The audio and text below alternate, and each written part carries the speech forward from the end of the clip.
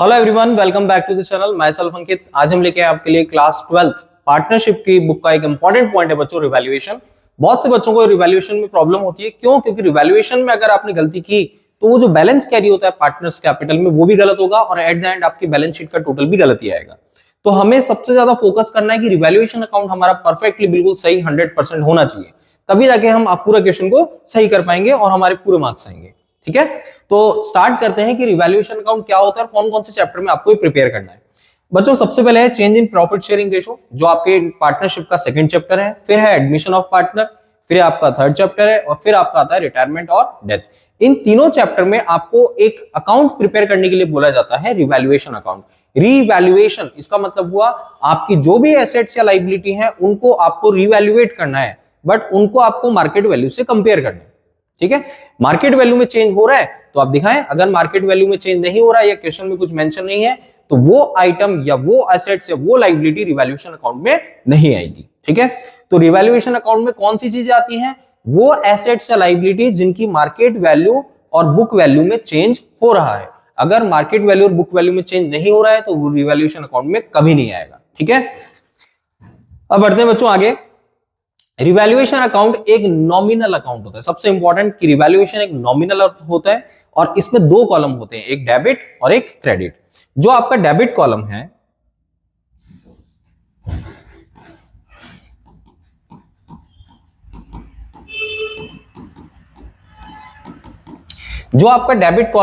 उस debit column में आपको जितने भी लॉस हैं, ठीक है, वो दिखाने। क्रेडिट में जितना भी आपको प्रॉफिट हो रहा है वो दिखाने। बच्चों आपको इतना क्लियर होना चाहिए कि हमें किस में प्रॉफिट हो रहा है और किस में लॉस, इतनी आप में समझ होनी चाहिए।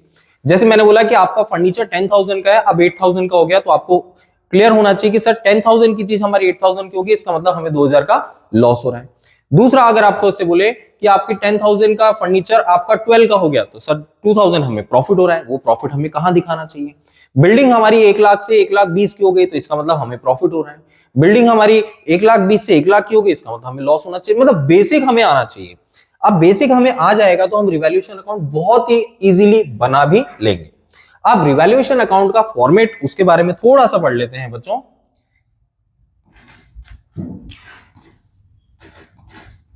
रिवैल्यूएशन अकाउंट जो है इसमें आपको डेबिट में वो एसेट्स लिखनी है जो डिक्रीज हो रही है और वो लाइबिलिटी लिखनी है जिनकी वैल्यू इंक्रीज हो रही है।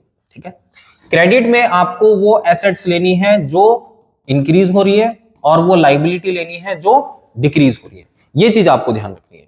अब एक पॉइंट और एडजस्टमेंट आता है, वो है हमारा अनरिकॉर्डेड लाइबिलिटी और एक होता है अनरिकॉर्डेड एसेट्स। बच्चों ये एक ही जगह आता है। ठीक है, लाइबिलिटी आपको ध्यान रखना है, लाइबिलिटी कहां आएगा? Unrecorded liability. मान लो पहले मेरी कोई लाइबिलिटी नहीं थी, अब वो रेज हो रही है, तो अगर मेरी लाइबिलिटी रेज हो रही है तो वो मेरे लिए क्या है? वो मेरे लिए लॉस है। ठीक है, लॉस है तो मैं उसको रिवैल्यूएशन के डेबिट में दिखाऊंगा। अगर मेरे कोई असेट्स रिकॉर्ड नहीं थी, अब मुझे उसको रिकॉर्ड करना है, तो वो मेरे लिए प्रॉफिट है, तो मैं उसको रिवैल्यूएशन के क्रेडिट में दिखाऊंगा। ठीक है, तो जितने भी नुकसान है वो डेबिट में दिखा दीजिए, जितने भी प्रॉफिट है वो क्रेडिट में दिखा दीजिए। अब इसमें कौन कौन सी चीजें नहीं आती हैं, ये चीज आपको थोड़ा सा क्लियर करनी है बच्चों। देखिए, हमें जितने भी एडजस्टमेंट क्वेश्चन में देता है, जितने भी, देखो हमें एडजस्टमेंट जो देगा उसमें एक एडजस्टमेंट आता है बच्चों, इसको नेक्स्ट पेज पे कर लेंगे। ठीक है, अभी पहले मैं आपको यही क्लियर करा देता हूं। अब यहां पर आपको इसका टोटल करना है। टोटल अगर क्रेडिट का ज्यादा आता है तो डिफरेंस कहां बचेगा? डेबिट में। अगर डिफरेंस आपका डेबिट में बच रहा है, यहां पर अगर आपका डिफरेंस आ रहा है, ठीक है, जैसे ये ज्यादा है क्रेडिट का और डिफरेंस आपका डेबिट में आ रहा है, तो ये आपके लिए क्या है? लॉस, सॉरी, ये आपके लिए है प्रॉफिट ऑन रिवैल्यूएशन। अगर इसका रिवर्स हो, रिवर्स मतलब डेबिट का टोटल ज्यादा है तो डिफरेंस कहां बचेगा बच्चों? क्रेडिट में। हम इसको बोलेंगे बाय लॉस ऑन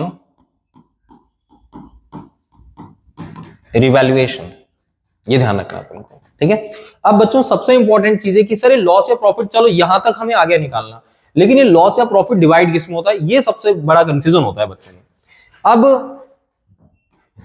पहली चीज कि रिवैल्यूएशन में कौन कौन से आइटम इंक्लूड नहीं होते हैं, ये ध्यान रखना है बच्चों आपको। देखिए पहली चीज जो हमें एडजस्टमेंट देगा, ठीक है, एडजस्टमेंट में हमें क्या देगा, कैपिटल। कैपिटल कभी भी रिवैल्यूएशन अकाउंट में नहीं आती है। दूसरा करंट अकाउंट का एडजस्टमेंट, वो कभी भी रिवैल्यूएशन अकाउंट में नहीं आएगा। तीसरा गुडविल, कौन सी, चाहे वो ओल्ड हो चाहे वो न्यू हो, रिवैल्यूएशन अकाउंट में नहीं आएगा, ठीक है।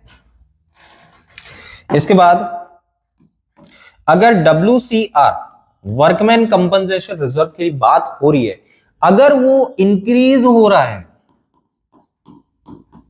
अगर वो इंक्रीज हो रहा है तो ही रिवैल्यूएशन में आएगा। अगर वो डिक्रीज हो रहा है या इक्वल है या नहीं दिखा रहे हैं, कुछ भी नहीं है, तो आपको रिवैल्यूएशन में नहीं लेना है। तो WCR रिवैल्यूएशन में कब आता है, जब वो इंक्रीज होता है, ठीक है। कोई सा भी general reserve, capital reserve, reserve fund, कोई भी रिजर्व रिवैल्यूएशन अकाउंट में कभी नहीं आता, क्योंकि इस पे पार्टनर्स का राइट होता है, ठीक है। अब ये कुछ चीजें हमें पता चल गई, सर ये चीजें रिवैल्यूएशन अकाउंट में आएगी नहीं, क्योंकि अब ये सब पार्टनर से रिलेटेड है, ठीक है। अब बात आती है कि सर रिवैल्यूएशन में हमारा जो भी बैलेंस बचता है, ठीक है, रिवैल्यूएशन में आपका जो बैलेंस बचेगा वो बैलेंस आपका दो हो सकते हैं बच्चों, या तो प्रॉफिट होगा या फिर लॉस होगा, ये दो ही हो सकते हैं। अगर प्रॉफिट है तो क्या करना है, लॉस है तो क्या करना है, चैप्टर कौन सा है ये भी ध्यान रखना। देखिए बच्चों, देखिए प्रॉफिट या लॉस हो, कुछ भी हो, डजंट मैटर। अगर आपका चैप्टर है change in profit sharing ratio, तो ये प्रॉफिट या लॉस जो भी हो, ये हम किस में डिवाइड करेंगे, ओल्ड पार्टनर्स में, उनके ओल्ड प्रॉफिट शेयरिंग रेशो में। ये ध्यान रखना है बच्चों आपको, ठीक है, ये इंपॉर्टेंट पॉइंट है, आपको जरूर ध्यान रखना है। सेकेंड, अगर एडमिशन ऑफ पार्टनर है चैप्टर, तो आपको जो भी रिवैल्यूएशन का प्रॉफिट या लॉस है वो किस में डिवाइड होगा, वो ओल्ड पार्टनर्स में, उनके ओल्ड प्रॉफिट शेयरिंग रेशो में। अगर रिटायरमेंट या डेथ है तो वो हम डिवाइड करेंगे, रिटायरमेंट या डेथ है तो उसमें किस में डिवाइड होगा, all partners in their old profit sharing ratio. तो ये चीज अपन को आनी चाहिए बच्चों, ठीक है। आपसे कोई क्वेश्चन पूछे कि change in profit sharing ratio में जो रिवैल्यूएशन का प्रॉफिट या लॉस होता है वो किस में डिवाइड होगा, तो सर वो डिवाइड होगा ओल्ड पार्टनर्स में, उनके ओल्ड प्रॉफिट शेयरिंग रेशो में। अगर हम एडमिशन की बात करते हैं तो हमारा रिवैल्यूएशन का प्रॉफिट या लॉस जो भी है ये किस में डिवाइड होगा, सर ये भी हमारा ओल्ड पार्टनर्स में, उनके ओल्ड प्रॉफिट शेयरिंग रेशो में डिवाइड होगा। तीसरा, अगर आपका रिटायरमेंट या डेथ चैप्टर की बात हो रही है तो आपके पास जो भी रिवैल्यूएशन का प्रॉफिट या लॉस है वो किस में डिवाइड होगा, वो ऑल पार्टनर्स में होगा, ठीक है।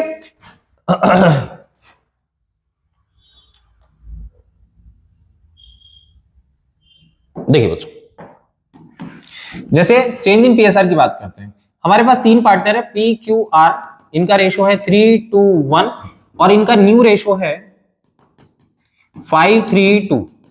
अब आपसे पूछा कि रिवैल्यूएशन का जो प्रॉफिट है वो कौन से रेशो में डिवाइड होगा, तो आपका आंसर होना चाहिए सर ओल्ड रेशो में।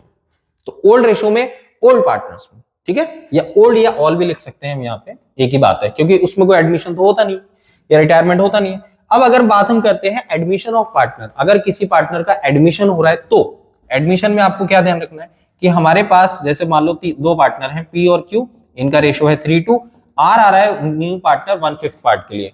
तो जो भी आपके पास पार्टनर आ रहा है उसको आपको कोई भी प्रॉफिट या लॉस के नहीं देना है, आपको रिवैल्यूएशन का प्रॉफिट इसको नहीं देना है। ये किस में डिवाइड होगा, सिर्फ ओल्ड पार्टनर में, उनके ओल्ड प्रॉफिट शेयरिंग रेशो में।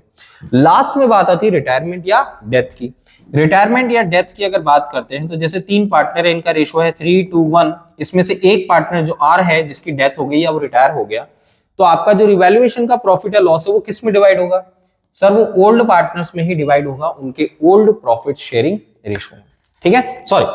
सॉरी यहां पर मैंने गलत बोल दिया बच्चों, यहां पर जो भी हमारे पास प्रॉफिट, जो भी हमारे पास रेशो है PQR का, आर की रिटायरमेंट हो रही हो या आर की डेथ हो रही हो कोई फर्क नहीं पड़ता है, ये प्रॉफिट या लॉस किस में डिवाइड करना है आपको, ये ऑल पार्टनर्स में, मतलब PQR तीनों में डिवाइड होगा और उनके ओल्ड प्रॉफिट शेयरिंग रेशो में।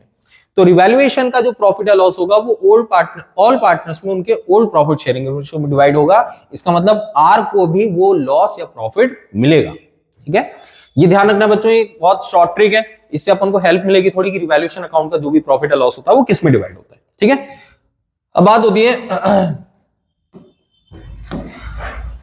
कुछ आइटम आते हैं। देखो बेसिक तो आप कर लेंगे, बेसिक जैसे मैंने बोला कि फर्नीचर आपका इंक्रीज हो रहा है, मशीनरी आपकी डिक्रीज हो रही है, बिल्डिंग आपकी इंक्रीज हो रही है, पेटेंट सब नहीं है, कई चीजें हमें आती हैं, लेकिन कुछ इंपॉर्टेंट चीजें हैं जो मैं आपको बताना चाहता हूं। देखिए जैसे बोलता है स्टॉक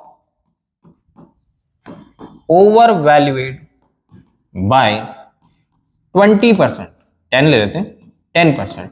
अब इसका एडजस्टमेंट क्या करेंगे? अब यहां पे सबसे इंपॉर्टेंट है कि हमें ये देखना है कि what is the book value of stock. अब सपोज दैट कि बुक वैल्यू ऑफ स्टॉक है आपके पास 55,000। अब बच्चे दो तरीके से इस क्वेश्चन को करेंगे। देखिए अब इस क्वेश्चन को करने का तरीका क्या है, अब हम क्या करेंगे इसमें, देखो कुछ बच्चे क्या करेंगे, 55,000 का 10% निकाल देंगे तो ये आ गया 5500। दूसरा कई बच्चे ऐसे करेंगे 55,000 जो है ओवर वैल्यूएड है तो ये ऐसे करेंगे बच्चे। अब इसका आंसर 5500 आ रहा है, इसका क्या आ रहा है बच्चों, इसका आ रहा है 5000।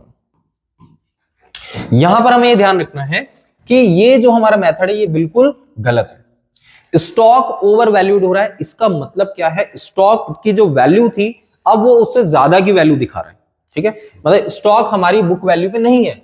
स्टॉक किस पे होना चाहिए सर, 100% वैल्यू पे होना चाहिए, लेकिन हमारा स्टॉक 10% ज्यादा दिखा रहा है। इसका मतलब हमारा जो स्टॉक है 55,000 वो 110 पर है, तो हमें कितना निकालना है, हमें 10% निकालना है। तो अगर हम इसका 10% निकालते हैं तो कितना आएगा बच्चों, 5000। अब बात आती है कि सर ओवर वैल्यूएट हो रहा है, ओवर वैल्यूएट का मतलब हमने इसको एक्सेस दिखा दिया, ज्यादा दिखा दिया, तो अब इसका रेक्टिफिकेशन क्या होगा, अब हम स्टॉक को क्या करेंगे, कम करेंगे। कम करेंगे तो हम इसको कहां लिखेंगे, डेबिट में लिखेंगे, कहां पे, रिवैल्यूएशन में। तो हमें इसको लिखना पड़ेगा टू स्टॉक 5000। तो ये हमारा बिल्कुल सही आंसर होगा। ये तरीका आपका गलत है बच्चों, अगर आप ऐसे करेंगे तो आपका रिवैल्यूएशन का जो भी प्रॉफिट और लॉस एट द एंड आएगा वो गलत आएगा। ठीक है, तो यहां पे ध्यान रखना है, अगर स्टॉक ओवर वैल्यूएट बाय 10% है तो आपको किस तरीके से करना है उसको। ठीक है, अगर इसी का रिवर्स एडजस्टमेंट मैं ले लूं, reverse adjustment, stock undervalued by 10%। अब स्टॉक अंडर वैल्यूएड हो रहा है, यहां पर स्टॉक हमने कम दिखा रखा है। अगर हमने स्टॉक कम दिखा रखा है तो first of all we have to check the book value of stock, that is 90,000 या 9,000 सपोज दैट। ठीक है, कि स्टॉक की जो बुक वैल्यू है वो 9,000 है। अब बच्चे इसको भी दो तरीके से करेंगे बच्चों। सबसे पहला बच्चे क्या करेंगे, 9,000 जो है उसका 10% निकाल देंगे, कितना हुआ 900, और ये हम लिख देंगे टू स्टॉक, या जो भी आपको लिखना 900, आपने अमाउंट लिख दिया। तो ये पैटर्न बिल्कुल गलत होगा, अगर आप ऐसा करते हैं तो ये गलत है। अब आपको क्या देखना है, अंडर वैल्यूएड बाय 10%, इसका मतलब है स्टॉक जो है वो 10% कम दिखाया गया है। मतलब हमारी जो वैल्यू होती है स्टॉक या असेट्स की, उसकी वैल्यू क्या होनी चाहिए, 100% होनी चाहिए, लेकिन हमने स्टॉक को 10% कम करके दिखा रखा है। अगर हमने स्टॉक को 10% कम करके दिखा रखा है, इसका मतलब हमारा जो स्टॉक है 9,000 वो 90 पर हुआ। ठीक है, स्टॉक को आपने 10% कम दिखा रखा है, इसका मतलब स्टॉक आपने कम कर रखा है। स्टॉक आपने कम कर रखा है तो अब इसकी वैल्यू आप फाइंड करेंगे तो कितना होगा, 1000। अब सर इसमें 900 आ रहा है, उसमें 1000 आ रहा है। यही चीज बच्चों, अगर एक छोटा सा एडजस्टमेंट भी आ गया आपके रिवैल्यूएशन अकाउंट में आ गया और आपने उसको गलत कर दिया, ये तरीका कर दिया, तो आपका रिवैल्यूएशन गलत होगा और उसका जो बैलेंस कैरी होगा पार्टनर्स कैपिटल में वो भी गलत होगा। तो आपको ये ध्यान रखना है। ठीक है, अब इसका एडजस्टमेंट हम क्या करेंगे सर, स्टॉक अंडर वैल्यूएड है, अंडर वैल्यूएड का मतलब आपने क्या कर रखा है, उसको हमने उसको कम दिखा रखा है। तो अब हम उसको एडजस्टमेंट क्या करेंगे, रिवैल्यूएशन अकाउंट में। तो रिवैल्यूएशन अकाउंट में हम उसका एडजस्टमेंट करेंगे बाय स्टॉक 1000 से। इसका मतलब स्टॉक जो है वो 1000 रुपए आपने जो कम दिखा रखा था, अब स्टॉक को 1000 रुपए आप बढ़ाएंगे। जैसे आप स्टॉक को 1000 रुपए बढ़ाएंगे तो आपके लिए क्या बन जाएगा बच्चों, प्रॉफिट बन जाएगा। और प्रॉफिट रिवैल्यूएशन में कहां आता है, क्रेडिट में आता है। ठीक है, और भी कुछ एडजस्टमेंट है, जैसे आपको क्वेश्चन में बैलेंस शीट में हमारे पास WCR दे रखा है 50,000। ठीक है, मैंने आपको ऊपर ही बताया WCR रिवैल्यूएशन में कब आता है, जब वो इंक्रीज होता है। अब सपोज दैट कि मुझे एडजस्टमेंट नीचे दे रखा है कि WCR की जो वैल्यू है वो अब 65,000 हो गई। अब यहां पे आप देखिए कि आपके पास जो WCR है वो 50,000 है, अब आपका जो WCR है वो 65 हो गया। इसका मतलब हमारे 15,000 का हमने WCR को इंक्रीज करना है। WCR वर्कमैन कंपनसेशन रिजर्व, जो हम हमारे वर्कर को देते हैं उनको कंपनसेशन के तौर पे, मुआवजा जो हम उनको देते हैं। तो यहाँ पे 50,000 हम सोच के बैठे थे कि हम उसको 50,000 में सेटल कर देंगे, लेकिन एक्चुअल में हमें 65,000 पे करना पड़ रहा है। यहां पर 15,000 रुपए जो आपने एक्स्ट्रा पे कर रहे हैं, यहां पर this 15,000 will be charge from revaluation. क्यों? क्योंकि सर ये जो 15,000 रुपए आप देंगे उसको एक्स्ट्रा, वो आपके लिए लॉस है। आपने 50,000 रुपए का बैलेंस मेंटेन करके रखा था कि 50,000 देने, लेकिन अब उसको हमें 65 देने, तो इसका मतलब यहां पर 15,000 रुपए जो बीच का डिफरेंस आ रहा है वो आपके लिए लॉस है। इसी का अगर रिवर्स हो जाए बच्चों कि WCR आपका 50,000 है और अब आपका WCR हो गया 40,000, तो WCR तो कम हो गया, तो ये रिवैल्यूएशन में आएगा? नहीं सर, नहीं आएगा। तो रिवैल्यूएशन जो है उसमें WCR कब आएगा? जब WCR आपका इंक्रीज होता है एडजस्टमेंट में। अगर वो डिक्रीज होता है या कोई इंफॉर्मेशन नहीं है तो वो रिवैल्यूएशन में नहीं आएगा बच्चों। ठीक है, ये कुछ एडजस्टमेंट थे जो हमने रिवैल्यूएशन में पढ़े। अब रिवैल्यूएशन अकाउंट क्या होता है आपको समझ में आया होगा कि रिवैल्यूएशन अकाउंट क्या है, इसको कब बनाते हैं, कौन कौन से केस में बनाते हैं, और कुछ इंपॉर्टेंट एडजस्टमेंट मैंने आपको इस वीडियो में सिखाने की कोशिश की है। ठीक है, आई होप आपको वीडियो अच्छा लगा होगा। चैनल को सब्सक्राइब कीजिए, वीडियो को लाइक कीजिए, और मिलते हैं ऐसे ही और नए वीडियो के लिए। Thanks for watching the video, all the best.